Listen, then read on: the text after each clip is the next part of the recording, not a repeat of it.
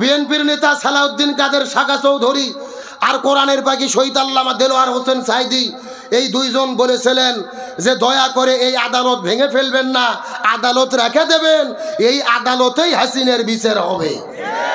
ওই দুইজন মানুষ অন্যায়ভাবে হত্যা করে বিদায় করেছে। আজকে মাত্র কয়েক বছরের ব্যবধানে তাদের ভবিষ্যৎবাণীকে সত্য করে দিয়েছে কে? আল্লাহ বলেন অমাকারু অমাকার আল্লাহ আল্লাহু খায়রুল মাকিরিন। তারাও ষড়যন্ত্র করে, আল্লাহ কৌশল অবলম্বন করে, কার কৌশল বিজয় হয়? আল্লাহ বলছেন ইয়াকিদুনা কায়দা ওয়াকিদু কায়দা, তারাও কিছু কায়দা কৌশল করে, আল্লাহরও কিছু কায়দা কৌশল। কিন্তু বাংলাদেশের কিছু সুশীল বলতেছে যে শেখ হাসিনাকে ফাঁসি দেওয়া হবে না, কারণ সে মহিলা মানুষ, একটা মহিলাকে ফাঁসি দেওয়া এটা কেমন হয়, এটা মানবতা বিরোধী। এই সমস্ত সুশীলদেরকে বলতে চাই, হাসিনা তো যেন তেন কোনো মহিলা নয়, ও পুরুষদেরকে ফেল করে ফেলেছে। ও ফিরাউন নমরুদ আবু জেলের চেয়ে 1000 গুণ বেড়ে গিয়েছিল। আবার তারা বলতেছে মহিলাদের ফাঁসি দেওয়া ঠিক নয়। তবে বাংলাদেশের আইন বলতেছে কোনো মহিলার ফাঁসি রায় হওয়ার পরে বাঁচার একটা উপায় আছে। উপায় কি? বলতেছে ওই মহিলা যদি গর্ভবতী হয় তাহলে তার ফাঁসির থেকে সে মাপ পেতে পারে। জোরে বলেন কি হয়?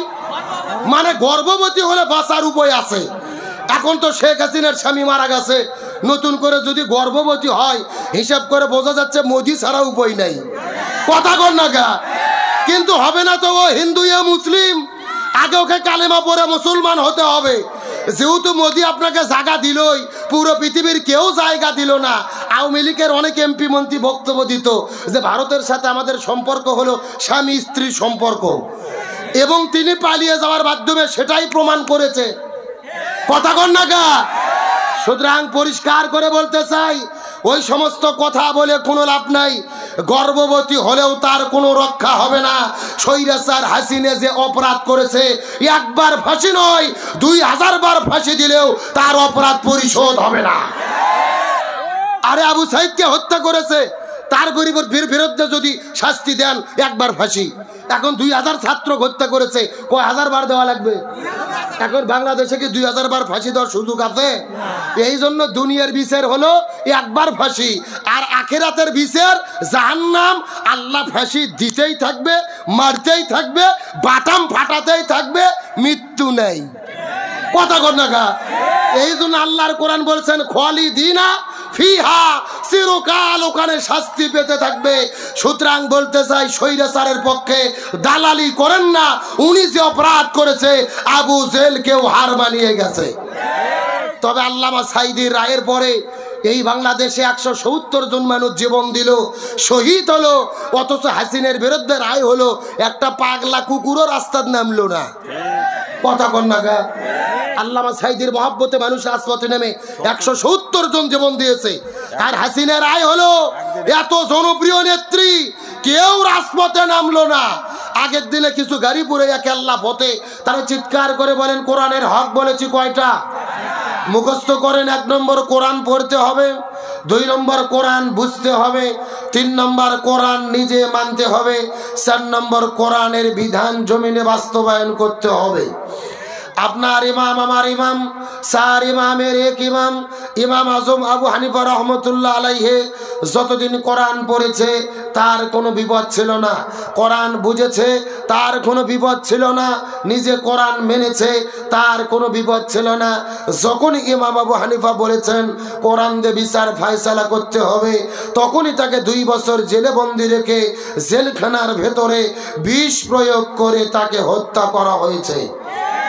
বিশ্বনবী মুহাম্মদ রাসূলুল্লাহ সাল্লাল্লাহু আলাইহি ওয়াসাল্লাম, রাসূল যতদিন কোরআন পড়েছে রাসূলের কোনো বিপদ ছিল না, রাসূল কোরআন বুঝেছে, রাসূলের কোনো বিপদ ছিল না, রাসূল নিজে কোরআন মেনেছে, রাসূলের কোনো বিপদ ছিল না। যখন রাসূল বলেছেন জমিন যার, আইন চলবে তার, কোরআন দিয়ে রাষ্ট্র পরিচালনা করতে হবে, কোরআন দিয়ে বিচার ফয়সালা করতে হবে, তখনই আমাদের নবীজিকে 3.5 বছর জেলে বন্দি রেখেছে। উহুদের ময়দানে দান্দার মোবারক শহীদ করেছে, তায়েফের ময়দানে রক্ত ঝরিয়েছে, 1 নয় 2 নয় 27 বার হত্যার টার্গেটের শিকার করা হয়েছে। তার মানে বোঝা গেল কোরআন পড়লে বিপদ হয় না, কোরআন বুঝলে বিপদ হয় না, কোরআন নিজে মানলে বিপদ হয় না, কিন্তু কোরআন কায়েমের আন্দোলন করতে গেলে বিপদ হয়। এই বাংলাদেশের দিকে লক্ষ্য করেন, কোরআনের বাকি শহীদ আল্লামা দেলোয়ার হোসেন সাঈদী যতদিন কোরআন পড়েছে তার কোনো বিপদ ছিল না, কোরআন বুঝেছে তার কোনো বিপদ ছিল না। আল্লামা সাঈদী কোরআন নিজে মেনে চলেছে, তার কোনো বিপদ ছিল না। যখন আল্লামা সাঈদী বলেছেন জমিন যার আইন চলবে তার, কোরআন দিয়ে বাংলাদেশ নামক রাষ্ট্র পরিচালনা করতে হবে, তখনই আল্লামা সাঈদীকে 13 বছর জেলে বন্দি রেখে হসপিটালে ভর্তি করে ইনজেকশনের সিরিজে বিষ ঢুকায়া আল্লামা সাঈদীকে পরিকল্পিতভাবে হত্যা করা হয়েছে। তার মানে বোঝা গেল কোরআনের 4টে হক, প্রথম 3টে হক আদায় করলে কোনো বিপদ হয় না, কিন্তু কোরআন কায়েমের আন্দোলন করতে গেলে বিপদ। এখন আপনাদের প্রশ্ন করতে চাই, সিরাজগঞ্জের মুসলমান কোরআনের এই 4টে হককে আমরা আদায় করতে রাজি আছি? জোরে বলেন রাজি আছি? তাহলে আজকের প্রোগ্রামের শুরুতে শপথ গ্রহণ করব, কোরআন পড়ব, কোরআন বুঝবো, কোরআন দিয়ে জীবন করব, কোরআনের 4টে হক আদায় করতে গিয়ে প্রয়োজনে নিজের জীবনের সর্বস্ব বিলিয়ে দেব, তারপরে কোরআন ছাড়া হব না। কারা কারা রাজি আছেন দুটো হাত আল্লাহকে তুলে দেখান।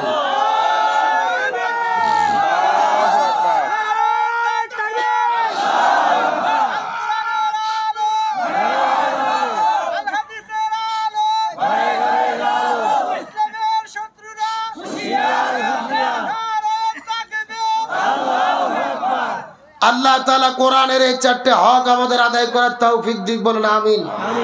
ভূমিকার শেষ ডাইরেক্ট আলোচনা, দরুদ পাঠ করেছি সেই রসুলের প্রতি যে রসুলের আদর্শ সিরাত মানা আল্লাহ তাআলা আমাদের জন্য ফরজ করে দিয়েছে। সুবহানাল্লাহ বলেন। গভীর মনোযোগ, ডাইরেক্ট আলোচনা। বাংলাদেশের 90% মুসলমান, অধিকাংশ মানুষের ধারণা যে রসুলের সিরাত আদর্শ মেনে চলা হলো সুন্নাত, কিন্তু রসুলের আদর্শ মেনে চলাকে ফরজ করেছেন কে? আরো জোরে বলেন। তারা একজনও জবান বন্ধ রাখবেন না, সবাই মিলে চিৎকার করে বলবেন রসুলের জীবন আদর্শ মেনে চলা কি? পেছনের যারা মুখ খুলতেছেন এরা কারা? সবাই বলেন রসুলের জীবন আদর্শ মেনে চলা কি? আবার বলে সুন্নাত। ভালো করে গভীর মনোযোগ। পাশের শ্রোতার যদি এই অবস্থা হয় তো ভেতরে কি? চিৎকার করে বলেন রসুলের জীবনের আদর্শ মানা কি? এখন ফরজ কি আব্দুল সালাম যুক্তিবাদীর কথাই হবে? সভাপতির কথাই হবে? ফরজ হতে গেলে বিধান লাগবে কার? আরো জোরে বলেন। আমার প্রিয় বন্ধুগণ, মুসলমান ভাইরা গভীর মনোযোগ। কোনো দিকে নজর নাই, কোনো দিকে তাকাতাকি নাই। কোরআন হাদিসের আলোকে চুম্বক কিছু কথা বলার পরে বিদায় নিয়ে চলে যাওয়ার চেষ্টা করব। আল্লাহ তাআলা নবীজি সিরাত আদর্শ মানা ফরজ করলেন 1450 বছর আগে। কোরআনুল কারীমের ভেতরে আল্লাহ রাব্বুল আলামিন কত চমৎকার করে বলেন। আল্লাহ রাব্বুল আলামিনের ঘোষণা, ওয়ামা আতাকুমুর রাসূলু ফাখুযুহু ওয়ামা নাহাকুম আনহু ফান্তাহু। আর জোরে বলেন দেখি আল্লাহু আকবার। সূরা হাসর 28 নম্বর পারার 7 নম্বর পৃষ্ঠার 9 নম্বর লাইন 7 নম্বর আয়াতে কারিমা। তাফসীর ইবনে কাসিরের মধ্য থেকে বলতেছি, আল্লামা ইবনে কাসির রাহমাতুল্লাহ আলাইহি কত চমৎকার করে তার তাফসীরের মধ্যে বর্ণনা করে বলেন, আল্লাহ রাব্বুল আলামিনের ঘোষণা, এই পৃথিবীর মানুষেরা গভীর মনোযোগ। এই দুনিয়ার ভেতরে যদি তোমরা শান্তি পেতে চাও, আখিরাতের মধ্যে যদি তোমরা মুক্তি পেতে চাও, ওয়ামা আতাকুমুর রাসূলু ফাখুযু, নবী যেটা করেছেন, নবী যেটা করতে বলেছেন সেটা তোমাদের করতে হবে। ওয়ামা নাহাকুম আনহু ফান্তাহু, নবী যেটা করে নাই, যেটা করতে নিষেধ করেছেন সেটা থেকে তোমাদেরকে দূরে থাকতে হবে। তার মানে বোঝা গেল এ তারা সেরে মুসলমান নবী পুরো জীবনের ভেতরে যা যা করেছে আমাদেরকেও তাই তাই করতে হবে। আর নবী যেটা করে নাই আমাদের সেটা করা যাবে না।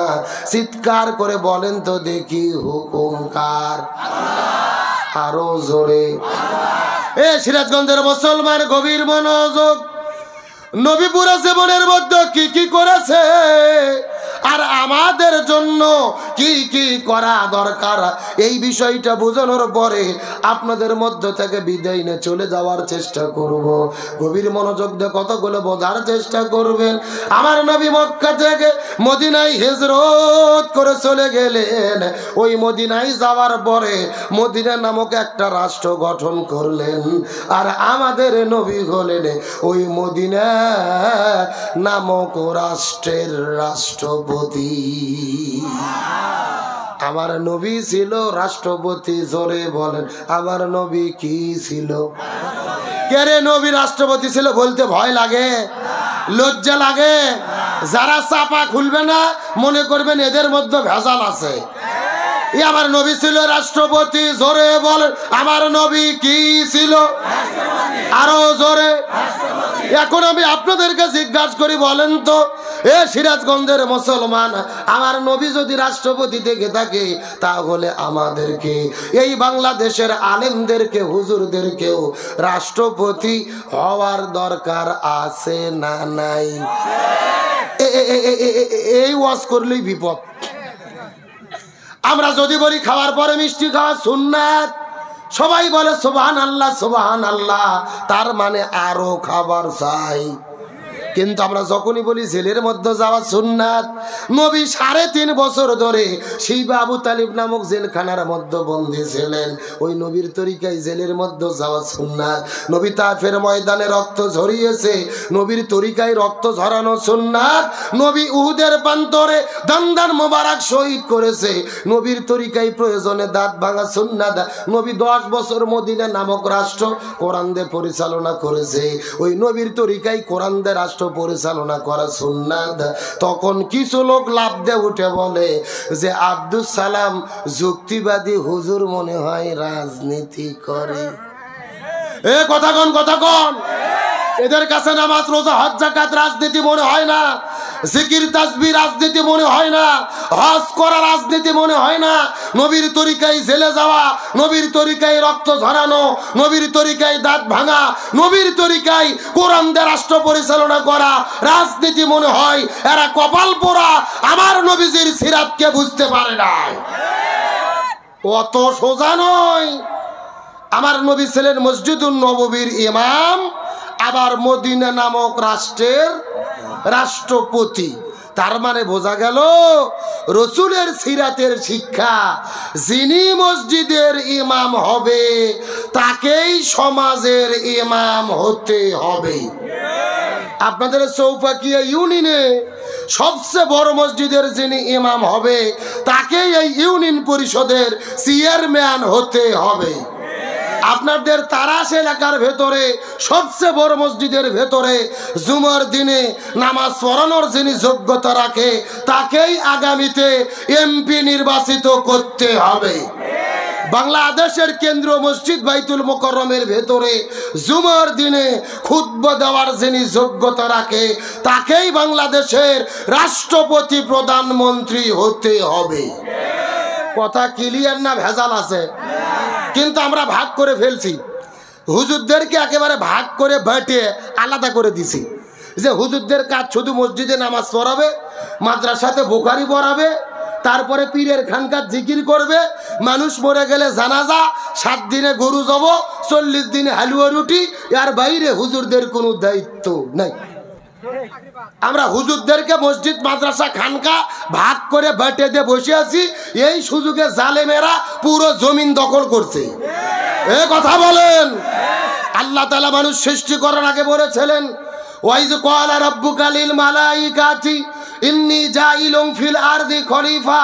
আল্লাহ কিন্তু বলেনি ফিল মাদ্রাসাতে খলিফা, আমি মাদ্রাসায় খলিফা পাঠাবো, ফি খানকায়ে খলিফা, আমি খানকাতে খলিফা পাঠাবো, ফি মসজিদে খলিফা, আমি মসজিদে খলিফা পাঠাবো। আল্লাহ বলছে না ফিল আরদি খলিফা, আমি জমিনে খলিফা পাঠাতে চাই।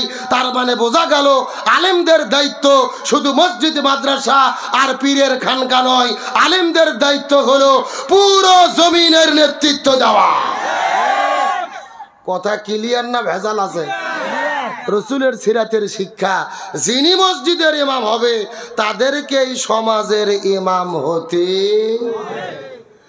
আমার বন্ধুগণ, মুসলমান ভাইরা গভীর মনোযোগ লক্ষ্য করুন। কোনো দিকে নজর নাই, কোনো দিকে তাকাতাকি নাই। আমার নবীজি জমিনের মধ্যে শান্তি কায়েম করার জন্য 17 বছর বয়সের ভেতরে এই জমিনের ভেতরে নবীজি একটা দল গঠন করেছিলেন, যেই দলের নাম হলেন হিলফুল ফুজুল। কি নাম বললাম? এ সিরাজগঞ্জ তারাশের মুসলমান গভীর মনোযোগ। নবী হিলফুল ফুজুল নামক দল গঠন করার পরে এই জমিনের ভেতরে 17 বছর থেকে শুরু করে 40 বছর পর্যন্ত নবী 23 বছর ধরে চেষ্টা করলেন এই জমিনের মধ্যে শান্তি কায়েম করার জন্য। কিন্তু দুর্ভাগ্যজনক ব্যাপার হলেও সত্য, নবী 23 বছর ধরে এই জমিনে শান্তি কায়েমের চেষ্টা করলেন, কিন্তু নবীর দলের দ্বারা এই জমিনের ভেতরে শান্তি কায়েম করতে পারলো। এ মুসলমান ভাইরা গভীর মনোযোগ। নবীজি 23 বছর ধরে চেষ্টা করেছে, কিন্তু জমিনের ভেতরে শান্তি কায়েম করতে পারলো না। কিন্তু নবীজির বয়স যখন 40 বছর হয়ে গেল, আল্লাহ নবীজির উপরে যখন কোরআনটা নাজিল করে দিলেন, নবী কোরআনের দাওয়াত দেওয়া শুরু করলো, এই জমিনে কোরআন কায়েম হয়ে গেল, ওই জমিনের মধ্যে শান্তি প্রতিষ্ঠা হয়ে গেল। নবীজির জীবনটাকে 2 ভাগে ভাগ করার চেষ্টা করেন। 17 থেকে শুরু করে 40 পর্যন্ত নবুয়ত পাওয়ার আগে 23 বছর, আবার 40 থেকে শুরু করে 63 পর্যন্ত নবুয়ত পাওয়ার পরে 23 বছর। আগের 23 বছর নবী চেষ্টা করলো, শান্তি কায়েম করতে পারলো না। কিন্তু পরের 23 বছরের ভেতরে নবীজি কেন শান্তি কায়েম করতে পারলো? এর পেছনে কারণ হলো, আগের 23 বছরের ভেতরে নবীজির কাছে দল ছিল, কিন্তু নবীজির দলের সংবিধান আল্লাহর কোরআন ছিল না। কথা কি বোঝা যায়? এ ভালো করে বোঝেন। আপনার আমার মতো 2 টাকার ছুটকে ফাটকে হুজুর না, এলাকার তেল তেলা গয়ান্দার নেতা না। স্বয়ং বিশ্বনবী 23 বছর ধরে তার দলের দ্বারা চেষ্টা করেছে এই জমিনে শান্তি কায়েমের জন্য, শান্তি কায়েম করতে পারেনি। তার কারণ তখন নবীর দল ছিল, দলের সংবিধান আল্লাহর কোরআন ছিল না। তার কারণ কোরআন তখন নাজিলই হয়নি। কথা কি বোঝা যায়? কিন্তু কোরআন যখন নাজিল হলো, নবী কোরআনের দাওয়াত দিলেন, এই জমিনে কোরআন কায়েম হলো, এই জমিনে শান্তি প্রতিষ্ঠা হয়ে গেল। এখান থেকে রসুলের সিরাতের শিক্ষা, এই বাংলাদেশের ভেতরে যতগুলো রাজনৈতিক দল আছে শান্তি প্রতিষ্ঠার জন্য ঘোষণা করতেছে, ওই দলের দ্বারা এই জমিনের ভেতরে শান্তি কায়েম সম্ভব হবে না, যেই দলেরা আল্লাহর কোরআনের সংবিধান দিয়ে পরিচালিত হয় না। ঠিক আছে, আসতে বললেন কেন? কেরে যারা নিজেরাই কোরআন দিয়ে চলে না, ওদের নিজেদের ভেতরেই তো 1.5 বছরে মারামারি করে 170 জন কুপকাত। কথা কন না কা?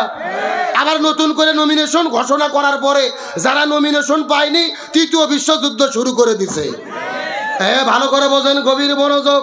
এই জন্য আল্লাহর কোরআন বলেছেন, ওয়াতাসিমু বিহাবলিল্লাহি জামিআন ওয়ালা তাফাররাকু, তোমরা যদি মুসলমান হও, দিন কায়েমের আন্দোলন করো, আল্লাহর ঐক্যবদ্ধভাবে আঁকড়ে ধরো। আল্লাহর কোরআন বলেছেন, ওয়ালতাকুম মিনকুম উম্মাতুন ইয়াদউনা ইলাল খায়র ইয়ামুরুনা বিল মারুফ ওয়া ইয়ানহাউনা আনিল মুনকার, তোমাদের ভেতরে অবশ্যই একটা দল থাকবে যারা ভালো কাজের আদেশ করবে, অন্যায় কাজে বাধা দেবে। আল্লাহর কোরআন বলেছেন, আল্লাযীনা ইম্মাক্কান্নাহুম ফিল আরদি আকামুস সালাহ ওয়া আতাবুজ যাকাত ওয়া আমারু বিল মারুফ ওয়া নাহাউ আনিল মুনকার। কোন মুসলমান দল যদি ক্ষমতায় যায়, 4টে কর্মসূচি বাস্তবায়ন করবে। 1 নম্বর নামাজ বাধ্যতামূলক করবে, 2 নম্বর যাকাত ভিত্তিক অর্থনীতি কায়েম করবে, 3 নম্বর ভালো কাজ চালু করবে, 4 নম্বর মন্দ কাজ বন্ধ করবে। সুতরাং আগামীতে এই বাংলাদেশে ক্ষমতায় যাওয়ার পরে এই 4 কর্মসূচি বাস্তবায়নের জন্য যারা ঘোষণা দেবে, ইমানদার মুসলমান হিসেবে তাদের পক্ষেই আমাদের থাকতে হবে। বক্তব্য কি আব্দুল সালাম যুক্তিবাদী না আল্লাহর? চিৎকার করে বলেন, দল যদি করাই লাগে কিসের দল করব? রাজনীতি যদি করাই লাগে কিসের রাজনীতি করব? কারণ আল্লাহর কোরআন বলেছেন, ওয়ামাইয়াবতাগি গায়রাল ইসলামি দীনান ফালা ইউকবালা মিনহু ওয়া হুয়া ফিল আখিরাতি মিনাল খাসিরিন। আল্লাহর কোরআন বলেন, কোরআন বাদ দিয়ে যদি কেউ বিয়ে করে, এই বিয়ে আল্লাহর দরবারে কবুল হবে না। কোরআন বাদ দিয়ে যদি কেউ ব্যবসা করে, ওই ব্যবসা আল্লাহর দরবারে কবুল হবে না। কোরআন বাদ দিয়ে যদি কেউ রাজনীতি করে, ওই রাজনীতিও আল্লাহর দরবারে কবুল হবে। তাহলে আমাদের সব কিছু হবে কিসের ভিত্তিতে? এখন কোরআনের কথা শুনে দুই একজন উঠে যাচ্ছে, এরা কারা? না, লক্ষণ কিন্তু ভালো না। কোরআনের আইনের কথা শুনে যারা উঠে যায়, পেশাব করে আসে যদি না বসে, তাহলে মনে করবেন এদের মধ্যে ভেজাল আছে। আর ওই যে পিছে দাঁড়িয়ে আছে, ওরা কারা? ওরা কারা? কোথা থেকে এলো? দয়া করে অনুরোধ করে বলি, হয় ভেতরে বসবেন, না হলে বাড়ির যে ঘুম পারবেন। এখানে ঝিরঝিরি করার কোনো সুযোগ নাই। কথা কন না কে? এটা কি যাত্রার মঞ্চ? কোরআনের মাহফিলের একটা আদব আছে না নাই?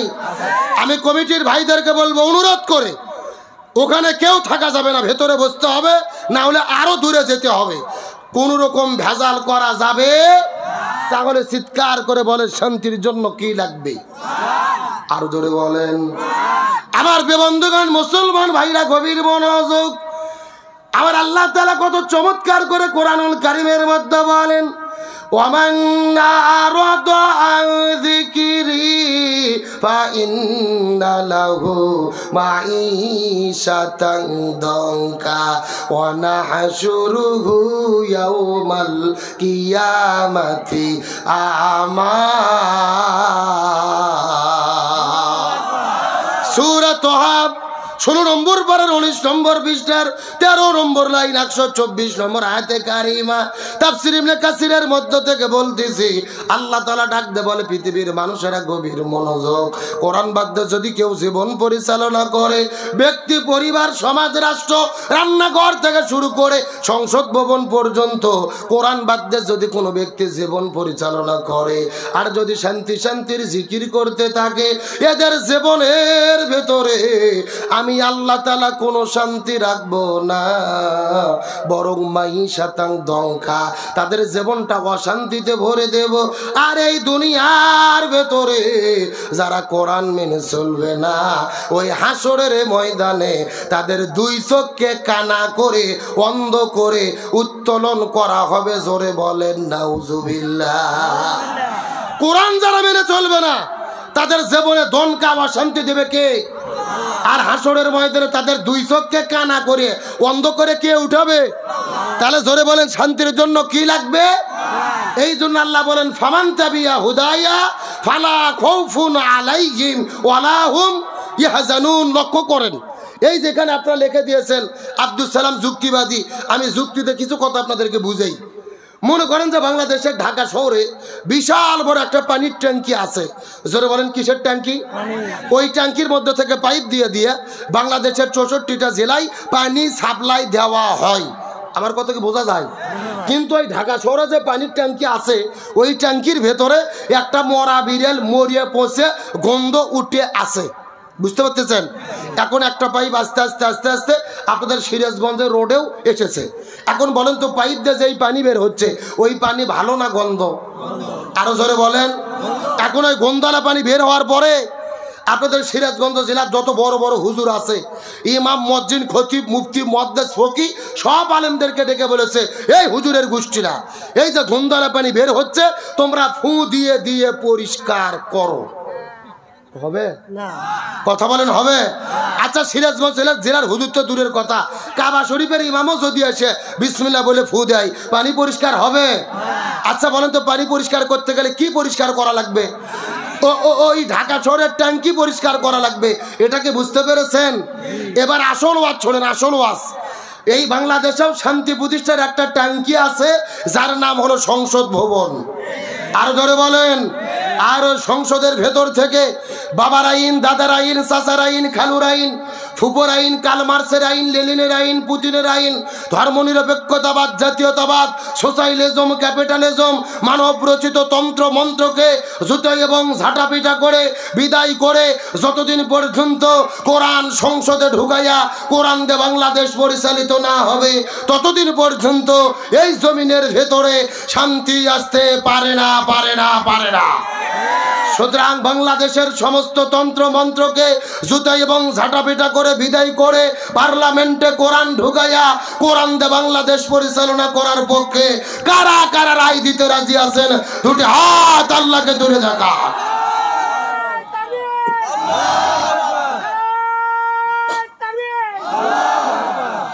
কি তাকবীর শেষ? যে স্লোগান দিলেন স্বৈরাচার হাসিনা সীমানার কাছে থাকলে আজকেই ঢুকে পড়বে, এ কথা কন না গা। তবে 2 দিন আগে বাংলাদেশের স্বৈরাচার হাসিনার বিরুদ্ধে ফাঁসির রায় হয়ে গেছে, আলহামদুলিল্লাহ বলেন। আপনারা খুশি না বেজার? যে আদালত স্বৈরাচার হাসিনা তৈরি করে তার নিজের তৈরি করা আদালতেই ফাঁসির রায় হয়ে গেল। এগুলো কার খেলা, কার ফয়সালা? বিএনপির নেতা সালাউদ্দিন কাদের শাখা চৌধুরী আর কোরআনের পাখি শহীদ আল্লামা দেলোয়ার হোসেন সাইদি, এই 2 জন বলেছিলেন যে দয়া করে এই আদালত ভেঙে ফেলবেন না, আদালত রেখে দেবেন, এই আদালতেই হাসিনের বিচার হবে। ওই 2 জন মানুষ অন্যায়ভাবে হত্যা করে বিদায় করেছে। আজকে মাত্র কয়েক বছরের ব্যবধানে তাদের ভবিষ্যৎবাণীকে সত্য করে দিয়েছে কে? আল্লাহ বলেন অমাকারু অমাকার আল্লাহ আল্লাহু খায়রুল মাকিরিন। তারাও ষড়যন্ত্র করে, আল্লাহ কৌশল অবলম্বন করে। কার কৌশল বিজয় হয়? আল্লাহ বলছেন ইয়াকিদুনা কায়দা ওয়াকিদু কায়দা। তারাও কিছু কায়দা কৌশল করে, আল্লাহরও কিছু কায়দা কৌশল। কিন্তু বাংলাদেশের কিছু সুশীল বলতেছে যে শেখ হাসিনাকে ফাঁসি দেওয়া হবে না, কারণ সে মহিলা মানুষ। একটা মহিলাকে ফাঁসি দেওয়া এটা কেমন হয়? এটা মানবতা বিরোধী। এই সমস্ত সুশীলদেরকে বলতে চাই, হাসিনা তো যেন তেন কোনো মহিলা নয়, ও পুরুষদেরকে ফেল করে ফেলেছে। ও ফিরাউন, নমরুদ, আবু জেহেলের চেয়ে 1000 গুণ বেড়ে গিয়েছিল। আবার তারা বলতেছে মহিলাদের ফাঁসি দেওয়া ঠিক নয়। তবে বাংলাদেশের আইন বলতেছে কোনো মহিলার ফাঁসি রায় হওয়ার পরে বাঁচার একটা উপায় আছে। উপায় কি? বলতেছে ওই মহিলা যদি গর্ভবতী হয় তাহলে তার ফাঁসির থেকে সে মাপ পেতে পারে।